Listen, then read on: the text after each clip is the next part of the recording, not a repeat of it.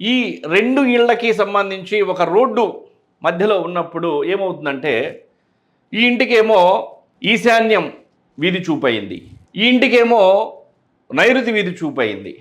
అంటే చూసారా, ఒక ఇంటికి అంటే ఇది ఈశాన్యం మూలగా వచ్చి ఇంటికి, ఈ గృహానికి, ఈ స్థలానికి తగులుతుంది కాబట్టి ఈ స్థలంలో, ఈ గృహంలో నివసించేటువంటి వాళ్ళని అభివృద్ధి చేస్తుంది, పైకి లేపుతుంది, మంచి రిజల్ట్స్ని ఈ గృహస్థులకి ఇస్తుంది ఈ వీధి పోటు. అలాగే ఈ హౌస్కి సంబంధించి ఈ రోడ్డు ఈ డైరెక్షన్ ఇలా తగులుతుంది కాబట్టి అది ఈ గృహస్థులకి నైరుతి బజారు పోటు అయింది. వీళ్ళని పతనం చేస్తుంది, వీళ్ళు డెవలప్ అవుతున్నారు, వీళ్ళు నాశనం అవుతున్నారు. ఎందుకు అవుతున్నారు? శాస్త్రం లేదు కదా, బజారు పోటు ఎటువంటి ప్రభావం లేదు కదా, బజారు పోటు ఎవరిని ఏమీ చేయదు కదా, మరి వీళ్ళెందుకు డెవలప్ అవుతున్నారు, వీళ్ళెందుకు నాశనం అవుతున్నారు, అది గ్రహించాలి.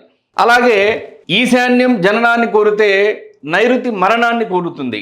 అంటే ఉచ్చనీచ స్థానాలు కానివ్వండి, ఏ వీధి పోటు మంచిది, ఏ బజారు పోటు మంచిది, ఏ బజారు పోటు మంచిది కాదు అనేటువంటిది మీకు తెలియకపోతే శాస్త్రం తెలిసినటువంటి వారిని అడిగి సలహా తీసుకుని నిర్మాణాలు చేయండి.